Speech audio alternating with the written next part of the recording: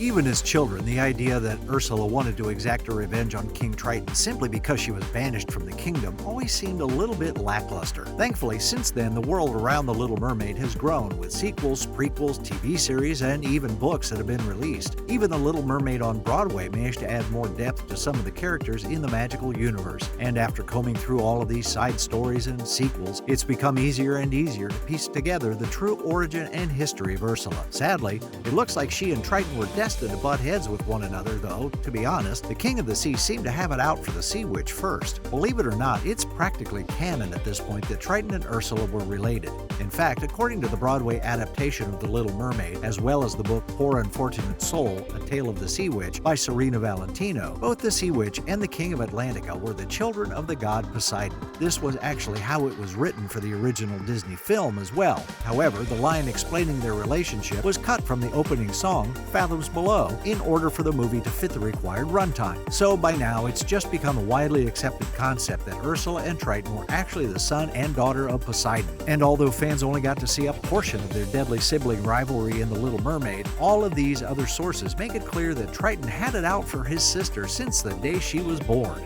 Now, you might be thinking that there's nothing Triton could do that would make it okay for Ursula to hold such disdain for her own brother, but once she discovered what he did to her when she was just a baby, it was pretty clear that he started the war. Whether that makes their contempt toward each other justified or not is up to you to decide, but you should at least hear Ursula's whole story first. You see, according to the novel Poor Unfortunate Soul, A Tale of the Sea Witch, even though Triton and Ursula were siblings, they didn't grow up together, and that was solely Triton's fault. Serena Valentino made a really interesting point in her novel to have Ursula learn about why she didn't grow up with Triton and her father Poseidon when she was already a vengeful sea witch. Granted, she hadn't reached her full potential as a villain yet, and this news certainly didn't make it any easier for her to see the bright side of things. In the book, during a heated conversation in which King Triton had just insulted Ursula, he explained to her that when she was a baby, he purposely let her go adrift and basically left her for dead. That's right, Ursula's life started out by having her own brother betray her and try to kill her. But her tragedies didn't stop there, and even worse, that wouldn't be the last time that King Triton tried to destroy her. Only now he claimed that his hatred for Ursula came from his need for revenge. In Valentino's book, Ursula ended up surviving as a baby because she was discovered by a fisherman who adopted her into his family and raised her. That being said, she never really felt at home among the humans, as the townspeople never really accepted Ursula since they knew that there was something different about her, and that's what led to the next tragedy in the Sea Witch's young life. According to the Poor Unfortunate Soul, Ursula's magical powers began to manifest, and the townspeople discovered this, and in an attempt to save his adoptive daughter, the fisherman who took Ursula in gave his life protecting her from their attack.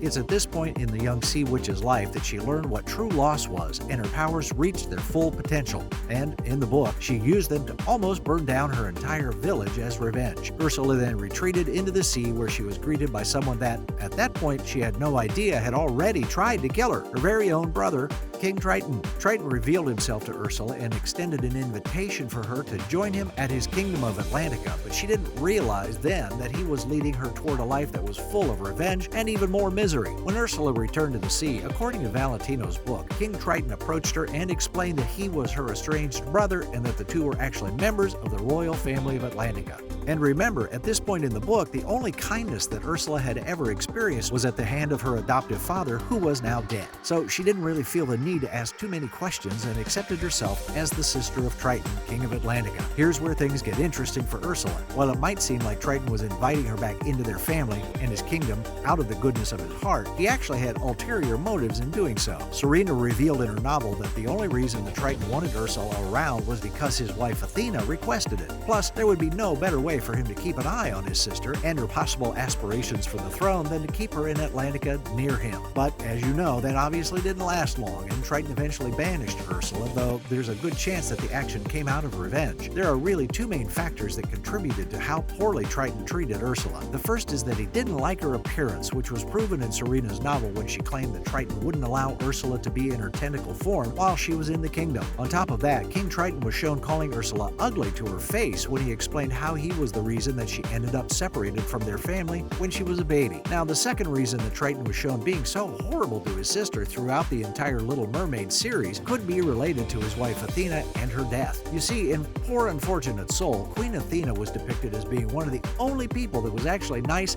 and respectful toward Ursula. In fact, Valentino even described a moment where Athena argued with Triton over his mistreatment of his sister. Sadly, this protection didn't last forever because, as you know, Athena lost her life before the first movie in the franchise. Athena's death came at the hand of pirates, according to The Little Mermaid Ariel's beginning, and almost immediately after the attack was when Triton officially banished Ursula from Atlantica. It's unclear whether or not the king somehow blamed Ursula for Athena's death or was simply waiting for a reason to get her out of his kingdom, but as soon as the opportunity presented itself, the Sea Witch was exiled. Interestingly enough, there is another version of Ursula's relationship with King Triton in which they had other sisters that sadly didn't survive the intense sibling rivalry. You see, in the Glenn Cassell revision of The Little Mermaid stage musical, it was revealed that Triton and Ursula were actually the 7th and 8th siblings out of their family of 8. This means that there were 6 other mermaids in line for the throne before it fell to Triton and Ursula, and the Sea Witch just couldn't allow that. According to the song Daddy's Little Girl, which debuted in the musical, Ursula explained that she had 6 sisters that she had to get rid of, one by one. She claimed that she killed Poseidon's favorite daughter with a nautilus shell, then she threw another one of her sisters into a whirlpool where she spun to death. The song continued with Ursula saying that she somehow caused 2 more of her sisters to die and wash up on shore. And then the really eerie part is that apparently her 5th and 6th sisters were never found